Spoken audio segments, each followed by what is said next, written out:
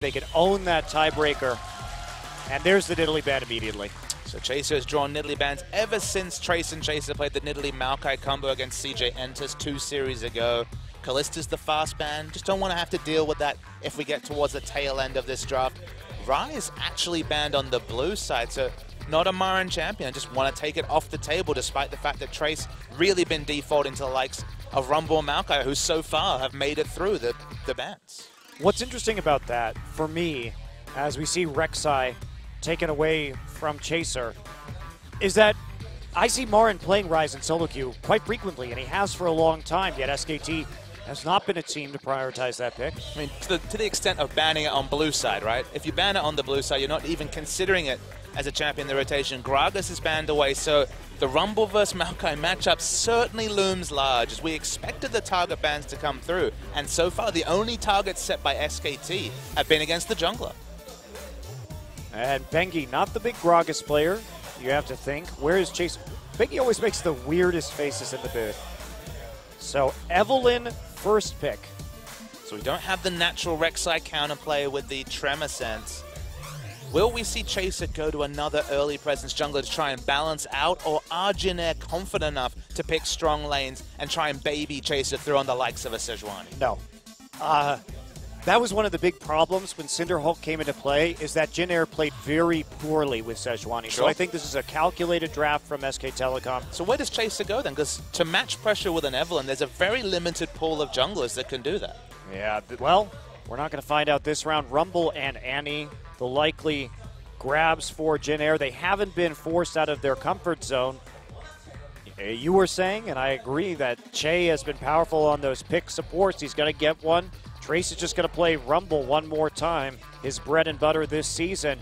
And Bang, probably going to take Corki, honestly. Corki Maokai, very safe, very SK Telecom picks. And Maokai, naturally, over the course of this season, has been edging out Rumble in terms of the 1v1 matchup. We've seen Maokai maintain an average 20 CS advantage in that particular matchup, so I guess we shouldn't be surprised that Rumble versus Maokai is where we go with the top lane. Now we're waiting to see where the draft goes. We've got support and top lane accounted for. What did Jin Air want to lock now as we see GBM flash the Master Yi? Why not? If anybody was going to be pulling off those kind of shenanigans, you see GBM having a laugh in the booth, it would be GBM. And just as a reminder, over their careers, and this is a very interesting statistic about SK Telecom, this Corki and this Maokai, Bang is 20-1 all time on Corki, and Marin is 18-1 all time on Maokai.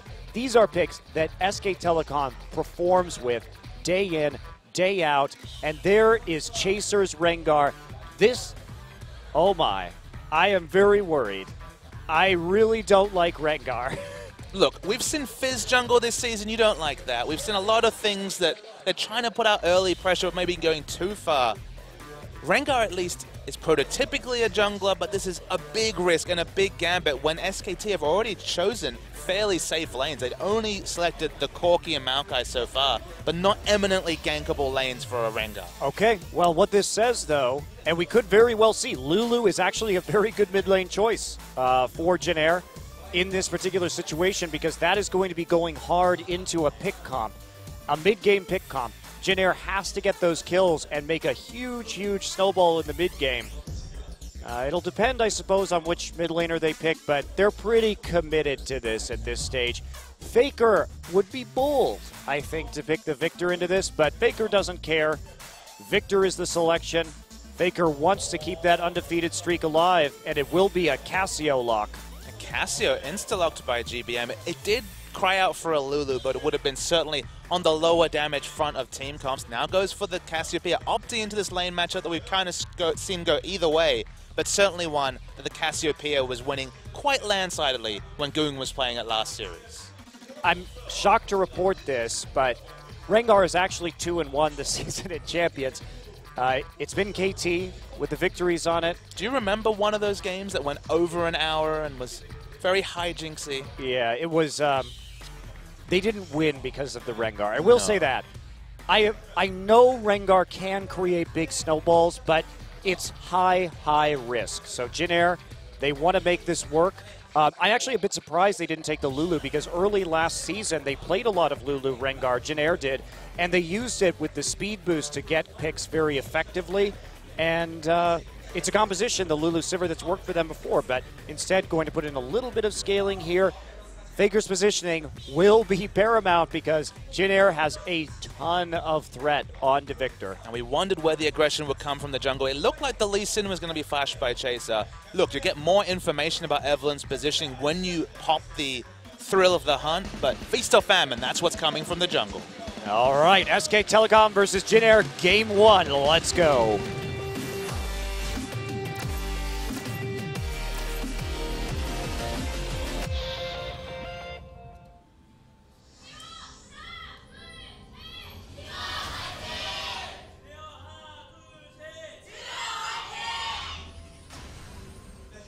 Number 1 versus number 2 here in Champions Korea will be SK Telecom T1 versus the Jin Green Wings. Jin picking a risky pick composition. They've got great chase down. They've got great skirmish. But if SKT manages to group in the late game, that could be it for them. The tankiness is rather oppressive from SK Telecom's side, and Faker wants to keep his unbeaten streak on Victor alive. That would be a nice feather in his cap in this game. A lot of weight of numbers on the side of SKT. You're talking about the win rate from Bang. Even just this season, 6-0, it's loomed as a very comfortable pick. Played 3 out of his 4 last games, so has been defaulting his way to the Corki. SKT went on a vision excursion to the blue side of Jin, but they were spotted out by a nice defensive ward. So there is information extra for Jin. Yeah. I have to imagine they really want to avoid this Sivir Annie lane early. This is a big threat to the Corki. But it looks like we will get standard lanes after all. Red buff start here from Chaser. All eyes on Chaser. He has to make the... It really revolves around his play, I feel, whether Jin can succeed in this game. And Faker, by the way, if he does win this game, he will move to 6-0 all-time on Victor. It's a strange spot where Evelyn is seen as the more reliable late-game jungler, but that's kind of how it's evolved in this particular game. You're just so single-target focused. Your jungle clear is just not particularly wonderful on the Rengar, so you really need to make it work in the laning phase. His power around brushes in general is unparalleled, but such risk played by Chaser. And, you know, I thought maybe SK Telecom coming into this series would just play Nunu and just try and control Chaser and keep vision on him all the time so he can't make those big ganks on the lanes that he's so well known for. But that is not going to be the case. In essence, they do give him a lot more freedom, and especially with a pick like Rengar, some very high pressure early in this one. So he's got the kill pressure in the bottom lane. Speaking of pressure, Bengi was poking his head around bot lanes, walking towards the enemy blue buff. Of course, the jungle follow means that there was a lot more pressure on the top side jungle for Jin than on the bot side, but Chase is walking in that direction. Risky buff steal here from Bengi, but he has the trinket ward to get the information he needs about Chaser. And Chaser's going to lose his blue buff. Not particularly impactful if you are a Rengar. Worth noting that they had lane pressure and bottom lane did SKT, so definitely risky, but on the lower end of the risk spectrum in that particular regard. I love the risk spectrum. It's my favorite part of League of Legends. Chase is spotted out. You mentioned the blue buff going away. It'll hurt him in terms of experience. Maybe it'll delay the throw of the hunt a little bit, but as you mentioned, the grand scheme of things, not massive. But Bengi also took the crab, so there's actually nothing on that side of the map for Chaser to go for anymore. And the race to level 6, as you're saying, will be delayed. Chaser just going to put his trinket ward down and recall, having to head back up to the top side. And that's very smart jungling by Bengi, too, because he knows that Chaser would prefer to be haunting the side of the map with the Annie on it, instead of having to go up into the top side with Trace, where there's not that follow-up CC to the same degree. And we're going to see if this tenuous matchup in top, Rumble versus Maokai. Actually, Captain Jack taking a lot of damage. Chase pretty healthy, though, but Jack really DPS'd out of this bot lane. Yeah, this is, not sure what the trade that happened there was, but definitely in favor of Corki, a little bit unusual considering that Corki generally doesn't do that well against Sivir in the early levels, and Annie does present a big crowd control threat. Maybe Wolf actually managed to land a hook. So when we were watching Trace on the Rumble last series that, of course, he won an MVP for in the 2-0 win against Najin. He's very good at getting denied in general as a top laner, so he's probably not going to draw a lot of jungle pressure. Maybe when Chaser hits 6 if there's no other suitable lane, but with, of course, Annie in the bot lane, it's usually a great lane to gank for, as you mentioned. DPS trades in mid. Expecting Rumble just to get denied, 4 behind CS, the 20 CS mark that we've seen quite commonly. Is Rengar's only true ganking option the bottom lane? Yeah, that's the question. I mean, maybe if GBM hits a Petrifying Gaze, but Faker... Cleanse on Faker? Yeah, Cleanse on Faker. He's going to get rid of one of those CCs immediately, so there has to be more to the follow-up. And GBM not taking Ignite, opting for the very defensive heal. That's what we expect from GBM as a player, though, is more defensive style, conservative play out of the mid lane. We've seen him end many losses with 0 deaths. Just kind of the way he rolls. Not to say that he's not effective, because he absolutely is. He just tends to play back pretty far. So let's recap then. Not going to be a lot of lane pressure top, just because that's how they like to play with Trace on a champion like Rumble. You already mentioned that GBM more conservative around mid. Doesn't that really tip the hand of Jin Air's playstyle when they lock in a Rengar who really needs to get those ganks off? It's either going to be bot lane or it's going to be farm time for Chaser. Yeah, well, so far the answer has just been farm time. Chaser farming hard for level 6. And if he's moving down here at this timing, yeah, you can see the pings going down. He wants to gank bottom as suspected. There we go. Jack gonna flash in, actually. Bengi and Wolf get stunned, though. Nice spell shield from Captain Jack. He was actually a bit slow on that particular ability in the previous series. Again, they won 2-0, so it didn't prove to be a critical factor, but definitely had his wits around him. Going to be spotted by a ward. They clear it, but Chase's time not optimally used. No, certainly not. And without any camps here, besides the Scuttle Crab, he will be delayed just a bit further, even in farm so far. Boy, am I glad to see not a Cinder Hulk Rengar like Tucson was playing yesterday. Wow, nice spell shield again. Cinder Hulk Lee Sin's right up there with Cinder Hulk Rengar and right. Devourer Fizz. I would much rather see a Cinder Hulk Lee Sin than a Cinder Hulk Rengar. That is the ultimate crime against jungling, Papa Smithy. How about Devourer Fizz jungle? You got me. You have your favorites, Monty, that's for sure. Well, jungle sinning is way up there in terms of crime to me, Papa Smithy. High on the list of commandments. No item sitting in the jungle. Well, it's not going to happen this game. And the reason why I don't like it is that if you commit to a strategy, then commit to it. As we see Equalizer go down right there, just a little bit of trading from Trace. Nice job, actually. He's getting close to overheating. Martin may have to flash. No, not quite. That was awfully close. But man, what damage a Rumble can do with no damage items, with one full rotation of spells. 100 to 30% health on the Maokai. Not even any. He has a Doran's shield. That's what I'm saying. No combat shields whatsoever. Yeah, very nice. So that'll force Marin's TP at the very least. So TP advantage to Jin Air right now. They could look for a big scrap. Here's a pink ward. They don't know Chase. They do not know Chaser is there. There we go.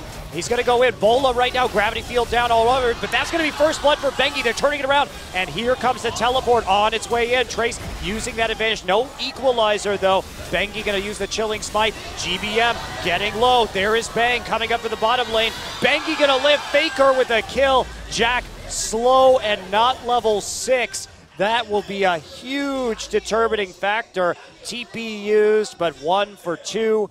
And that is a victory for SK Telecom. Faker coming through. A 1 for 2 when they're the ones that expended the summoner teleport. It was a massive mistake by Chaser.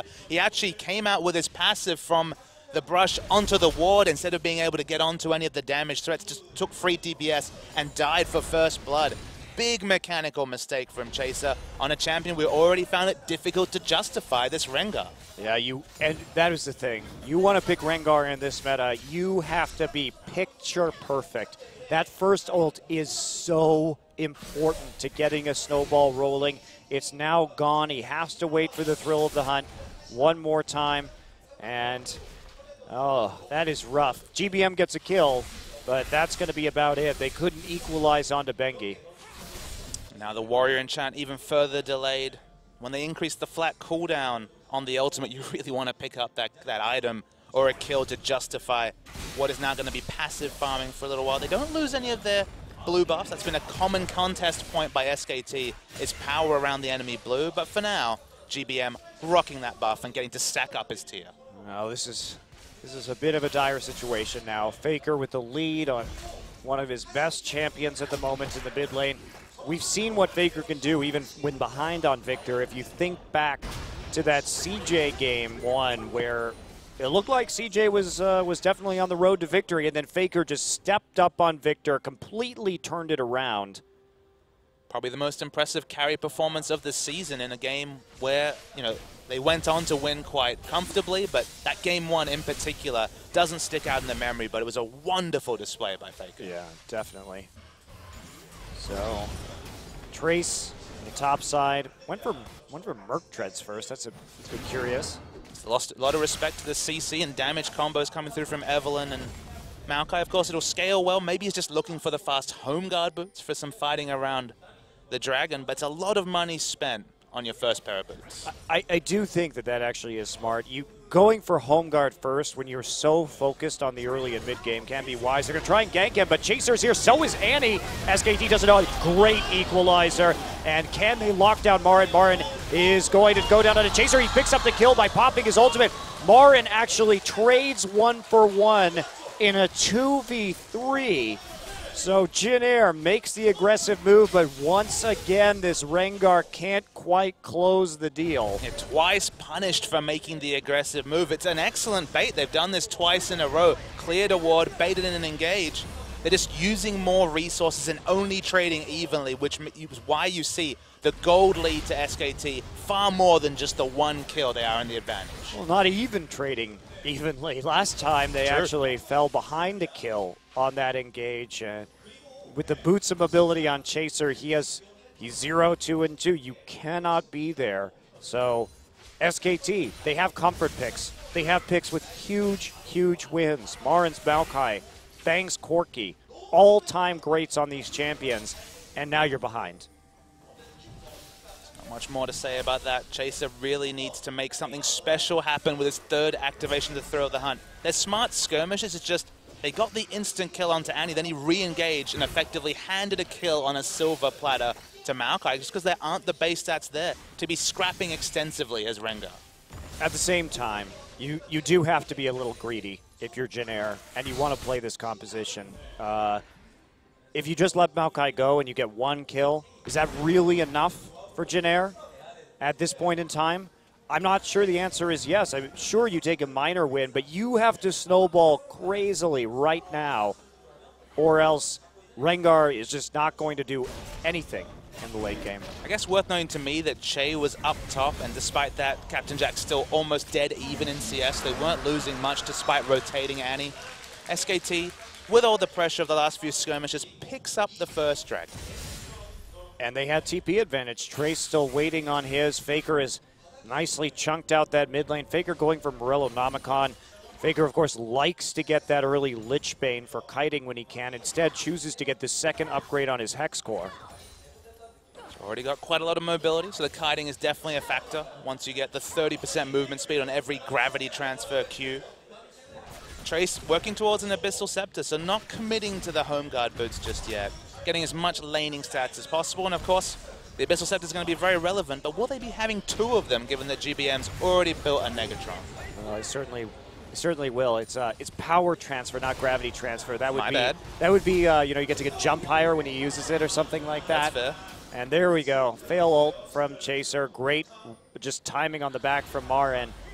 Didn't know that Rengar was there, but had a sense. He's like, well, screw this. I'm just going to go for Grump instead. Okay, goodbye, mid lane. Faker not getting the solo kills this game, but pushing GBM out of lane, picking up the turret very early at 14 minutes, solo taking down a turret. suddenly there's less safe places for Cassiopeia to farm, and Cassio's an eminently gankable jungler. Sure, it's not Jarvan gankling the Cassio, but if she ever pushes up down a long lane, intense kill pressure onto mid. We talked about this with Jin Air, these weird picks that they have. So you're not feeling the Rengar? Not feeling the Rengar. It's just, with Jin Air, it seems they lack confidence in themselves sometimes, where they feel like they have to have these counter picks or these surprising strategies. But it's been when they just play meta that I think Jin Air has looked their best. They've looked their smartest and strongest. So why... It's almost like intimidation causes them to pick champions like Yasuo or Rengar that don't necessarily have the same strategic flexibility as standard meta compositions. And we're really seeing that here. And you can't really make any bones about it. They may only be 2K behind, and under a lot of circumstances you say, well, this game is, you're probably pretty likely you can come back for this. Well, it really is not. With this composition, it's very unlikely that Jin Air is going to be able to engineer a big comeback unless SKT chooses to be caught out in picks around crucial objective timings, and that's really not something SKT does. If Chaser and GBM can be some sort of assassin duo onto Faker, because of course you can do some pretty creative engages with the throw of the hunt, Chaser needs to be able to get down the CC, get a decent burst of damage, because he's going to die in whatever kill trade he goes for. But if they trade up, if they're trading Chaser for Faker, maybe there's a team fight they can look to salvage. Because if they let this next dragon go down, if they let this game just continue at this pace for another 10 minutes, Rengar's irrelevance will be confirmed. Well, I'm not sure entirely that it hasn't been confirmed already. Bang's entering his power spike. The Trinity Force. As we speak, 1-0 to Dragons already for SK Telecom. Jin Air with no early game objectives. They've also lost that mid lane turret. So it's going about as badly as it can. As you mentioned, 2 Abyssal Scepters already completed. Suddenly, the power that you get from completing the recipe. Look, there might be some sort of divided fight where both Che and one of the selfish users like Trace or GBM will get the aura, but it's certainly not ideal use of resources when you're already behind in gold. Dark times. Well, SKT still just playing patiently. All they have to do is wait. All they have to do is wait. Speaking of waiting, Chase is not clearing any camps. He's sticking around bottom lane, already a level behind Bengi. Looking for this optimistic pick, but SKT, they just push waves and back away, and there's just no space for Chase to get in. They're going to try again, though. Here we go. Civarold has to be popped. There's the flash Tibbers. There is the lockdown. Bang falls, but what can they take off of this? Dragon still a minute and a half away. Only a single minion. They're just going to run at the turret with Tibbers. They do not have the damage to take that out. They definitely do not. We can see Nautilus walking towards bottom. Are they going to hard commit to try and take this turret? No, Faker's even going to relieve pressure and walk straight down the river. He knows exactly what he's doing. He's ensuring they lose no objective despite committing multiple ultimates and 2 flashes to kill Bang. Yeah, huge cost to that with not really much in return. Sure, they got the kill, but that isn't worth very much right now with their current deficit and the fact that they're not going to be able to take a dragon off of it. They're not going to be able to even take a turret. You can see Faker just pushing up mid lane, then coming bot lane and doing the same, ensuring that Jin Air just has nothing at all. So the big issue is that GBM has no lane pressure whatsoever in mid. Because his turret was taken down so early, he's basically been backing or sitting under his inner turret, allowing Faker free roam to walk around, pick up buffs, respond to aggression. GBM just cannot force any aggression in mid because there's a lot of pick pressure. There's Marin who can come in with a targeted CC. Cassiopeia is a lane-dominating champion, but when the laning phase has effectively ended so early when she's lost her turret, she's kind of stuck in this position where she needs to push if she's going to farm, and then she just lacks any control. Yeah, and she just can't push right now, especially with all the lack of wards in their own jungle. You can see SK Telecom just lighting up that bottom side of Jin Air. Another turret, and look at the lane assignments from SKT as well. Faker goes bottom. Then we just see Bang respawn, push the mid lane. They have total control. World's easiest dragon. With the amount of vision they have, there's literally no risk of even a flank, given they have 3 pink wards committed to defensively around their red side jungle. SKT, picture perfect League of Legends. Yeah, the warding too. Look at how deep they are. These very deep wards in the bottom side ensure that there's like zero chance of a surprise Rengar because they will see him before he ults. Even without the pink ward. Yeah, this is very respectful warding. Usually you'd see some of the wards in a little bit further, a little bit tighter to the dragon, but not in this case. It's unique champions who have those really rapid gank paths, the likes of Rengar, Rammus back when he was in the meta. You would go for those deeper wards. So still respecting Chaser, even though he's effectively an ult stun bot with his E, and then will die inevitably in any sort of AoE trade. Captain Jack in the unenviable position of sitting and farming next to his tier 2 while Faker starts to move in on the enemy jungle. He feels very safe, as well he should. Lichbane? He probably should go Lichbane here because of the speed and engage. He has to have that speed to kite. And nope. Going to be actually a needlessly large rod, so straight AP. Bit bold, bit bold. It's surprising given how the game's evolved, especially given his lane assignment has been the bottom lane and they've set up so many defensive vision. Lichbane really jumped out as the obvious itemization, but again, more burst focus, more instant wave clear focus as SKT rotate with Bang on this Trinity Force power spike. And what's Trace to do? Well, there are, in terms of his itemization, oh, Chaser going to come in, gets Wolf with the root, and there's the Timbers follow-up. Can they get the kill? Nice root onto Bengi as well. Really good play from Jin Air. They want to go bold. They're all grouped together, but they can only get one kill at the end of the day, and here comes Faker. More turret pressure with this Victor. And how many times have we seen Faker playing aggressively, just autoing turrets in the mid-game on this Victor? He's so confident in his abilities in a 1v1 that he plays quite boldly. GBM wants to get an angle. He's going to lose the tower, though, has to dodge the Death Ray. Faker, gravity field, goes in with the Chaos Storm. Trace is there, too. Faker still playing in this lane, not afraid. Wow. He has so much information about what's below him on the blue side jungle and enough information about the top side that this is what opens up Faker to play this game. It's almost like he's playing basketball with his own ball, just doing whatever he wants, and there's nothing GBM or Jin Air can do to stop him. Well, they're 4K gold down with the Rengar now. The hopes of winning this game have long since dwindled in the distance, barring some sort of massive disaster and meltdown from SK Telecom. And when they're playing this tight, doesn't seem that you can really bank on that one. So when you have an aggressive playstyle like Faker, who always had that aggressive streak ever since his first series, and the excellent warding of his team, 70 CS advantage odd in the mid lane, solo taking both the outer and the inner turrets, and now he's just going off on his merry split push way. Split push Victor, it's a new one. Well, that's how Faker plays it, honestly. That's how we've seen him play it. He's not just content with dominating his lane and playing very far forward. He constantly puts that tower pressure down. We've seen him 1v3 people and still auto-attack turrets, and everyone is so afraid of Faker's Victor that they can't get him off objectives. He plays this champion different than anyone else I have seen play it.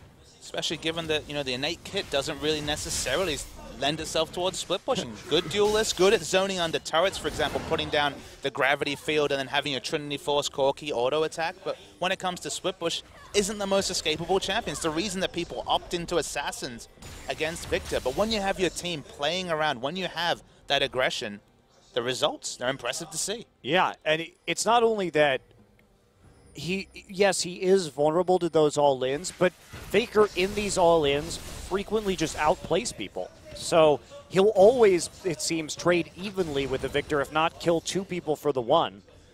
So it doesn't really matter if he dies. There is a death cap. Oh my. Faker's items right now, double upgrades on the Hex Core, Morellonomicon, and death cap under 24 minutes into this game. It's 23 minutes and he has 276 CS.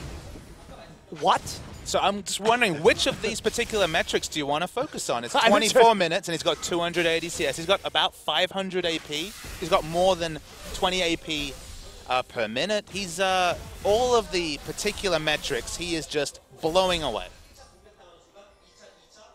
I mean, that level of CS in the current meta, when we used to see a lot more mid laners in Season 2 farming the jungle, farming the Wraiths over and over, you could hit numbers like that much easier. Hitting it now, that's unbelievable. The unique thing about Victor, one of the reasons why he's suited to this split push role, the line wave clear means that he walks up to a minion wave and before it even meets another one, instant clears it. And of course, when you're averaging 20 AP a minute, very easy to instant clear those waves. But all these things add together. It's why his playstyle evolves this way, is that he understands so well his damage output, his split push potential, where the wards are around the map and where he can defensively move to if he is ganked. Once again, throw the hunt used onto a very tanky Marin. Yeah, Marin, is he actually going to die here? There's the second root. There we see the Tibbers, and looks like Marin will die to the gank, but every time they do that, they give up something else. This time it's going to be a dragon. In the end, it will be kill and a turret for a dragon. That's about all Jin can do right now, you have to say, but that's third dragon of the game already for SK Telecom. That is a very good trade as they power into the late game. Yeah, the gold still stays very competitive, but the objectives really start to win. That's actually the ultimate used onto Trace, but he can get away. Yeah, does flash though. Does flash for it. They want GBM, Bengi around the side. There's the ultimate. Agony's Embrace forces the flash. Tried to be cute, tried to bait out the ultimate, but GBM wasn't having any of it. More CS for Faker. Thank you, Che. 350 gold with the Tibbers. As Faker comes up. Calls Wolf off of the ward. He needs to add that to his list of gold. Doesn't pick up the pink ward, though, but much easier for him to farm out another cool 150 gold or so. Well, what is the next item going to be? That pure AP giving him that huge, huge amount of burst. And for once, not going for that early Lichbane like we talked about. This has been kind of his bread and butter build on the Victor recently. Keeping the AP high, of course, keeps that line minion wave that we just saw on your screen instantaneous. So walking around, hoovering up minion waves, hoping to finally break this top outer turret. Wow. Such fast pushing. Level 16 to the level 14 of GBM and everyone else. Chase level 11. There's a 5-level difference between mid lane and enemy support. Hey, look at this. SKT just gives Faker the isolation gold on the top lane turret. Had like one hit left on that objective, and he gets that too. When we last checked in, and this was about 5-6 minutes ago, Faker was 2,200 gold up on GBM. I shudder to think what it is now. SKT, you mentioned it in the pregame. We've mentioned it for years now. Faker focused. This was always the way. Even in metas that maybe favored AD carry focus, they were still a mid-focused team. This game seems like that to the nth degree. Calling off allies to pick up selfish farm, going for this build so he can split push. It's all on Faker, but man, already, as you mentioned, 2,700 gold ahead of GBM. Yeah, and when we talk about the way teams play it, here we go. Trace comes in with the equalizer. There is the pick again. Jin makes it work, but can they follow up? Gravity Field just going to stun the bear. But where's the follow-up here? There's no dragon to be taken. There's nothing. Faker just going to walk into the mid lane, see if there are any wolves, and then keep on pushing. Now, can they stop this siege? This is a great power spike for SK Telecom. It's like they're not going to go for it. They just want the pressure, and then they can walk back and move through the enemy jungle. So Jin, they've gotten the last few picks. They have done well to continue to boost their kill score. They are ahead in kills, but is it enough? It's not. Yeah, again, it's one of those things where you can get the picks, but pick into objective is where League of Legends went back in Season 3. It's one of the reasons that World Elite as a team fell away, is that OMG understood the pick objective playstyle. And to the nth degree, once again, SKT, they're giving up picks, but they're not giving up any significant objectives. One turret down, no dragons. It's not going to be a complete shutout in terms of objectives, but SKT's trading up, even though they're losing in terms of kill trades. Yeah, and here we go. TP coming in for Marin. There's the zip on the home guard. GBM actually just going to use Flash to try and get away. Great disengage from the Bola, but here we go. Nope, not going to be able to pursue. So nice attempt there by Marin. Trace TPing into the fight. Faker has avoid stuff. Yes, he does. Captain Jack Marin going in once again. He's so tanky already. Equalizer going to come down at the choke, and Bengi has to flee. There's the gravity field to prevent the re-engage. So SK Telecom getting a bit too big for their britches. Chaser wants to re-engage. They have the Tibbers, but fast disengage from SK Telecom. They're going to lurk in the Baron pit after clearing out the ward. Jin Air doesn't have the Rengar ultimate to engage this any longer, just the Annie. And crucially, don't have the equalizer to force bad trades for SKT, whether they're clearing vision or attempting to take the Baron. So drawing out that ultimate is actually very significant for SKT, especially with Faker having all his skills and summoners available. Yeah, he's just got everything, every tool to use. Jin Air starting to get very nervous about this Baron. They know they need to push forward as a unit. Faker's actually not in the bush. Oh, Trace, there we go. There's the Nautilus ultimate depth charge. That's going to be Trace knocked up, hooked, and dead. Bang with the kill. And this is definitely Baron time for SKT. They've been averaging, what, a 24, 25-minute Baron. Definitely been picking that objective a lot faster than their contemporaries. They have good control around the area, but they're not satisfied with just one pick, even though Trace, when he respawns, doesn't have teleport available. And they're all going to pile back into the Baron pit. Still a few wards, but no wards directly on the objective. SKT just going to go for it. Chaser here. 8,000 health, so still quite healthy. Chaser has ult. They have to be careful about this. He's actually just going to use his ult right now. Is he going to jump into the pit? He's waiting, he's waiting, he's waiting. He's going to jump in, and he's going to die very quickly. Faker actually gets the kill and the Baron in one go. Bengi slowing GBM up right now. Che on the retreat. Lots of poke coming in from Corky Rockets. Heal actually used to get in range of this Annie. Annie just getting poked to death by Rockets. That equalizer does nothing to save the Jin Air support's life. And that'll be SKT with the Baron equalizing on kills in this game. And you thought the split push from Faker was scary before. Now he has the Baron buff minions to help him out. And just going to occupy Trace's time as they pick up their unanswered 4th dragon. SK Telecom, man. They seem pretty good at League of Legends, Monte Cristo. You might say that. You might say that. And in the next game, I really hope we see Jin Air just go back to what's worked for them. And I think they were a bit bamboozled by all the jungle bans and the jungle pick first on Evelynn, but it's really worked for SKT. If Jin Air's on the blue side, they may be able to orchestrate something similar to what shut down their jungle picks in this game. I mean, my worry is, though, Monte Cristo, that we talked about the fact that Jin Air had an excellent plan A, their plan B was okay, but we were worried that their playbook was only a couple of pages thick. This game, there was definitely some targeted bans and takeaways towards Chaser, but there's basically comfort left for everyone else, and still, SKT have steamrolled Jin Air. Yeah, played very well around the early game, but again, SKT also getting these comfort picks. Victor, Corky, Maokai. I mean, SKT doesn't have to do anything that is outside of their comfort zone either. So Marin going to go in with the Righteous Glory just for zoning. And that'll be a quick turret and inhibitor. Jack just gets jumped on.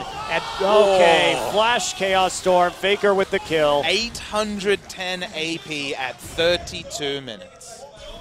Well, that's what happens when Faker gets the lion's share of the farm. They're definitely putting the power onto their most powerful player. Equalizer going to try and to stall out this game, but it is not enough. Faker chases Trace around to the side, gets the power transfer, and now they focus down the Nexus. 33 minutes, easy win for SK Telecom T1. Faker ends the game, 371 CS at 33 minutes. Impressive. Look over to the gold values, 14,729 gold farmed in 33 minutes, and that wasn't with some sort of crazy kill score. He was only 3-0-1. He was 4,000 gold above GBM, and it's not like GBM had an abnormally low amount of gold in that mid lane either. Just really, that's what happens. We talk about teams, and we say, teams prioritize players. Faker was given all of the empty lane farm, tons of jungle camps, and when you get that many resources, you have to deliver. Well, he did. And he's delivered so consistently, Monte Cristo. This game, it felt like the game kind of played around Faker. He split pushed, he got every resource, he was handed over all the gold and carried very straightforward.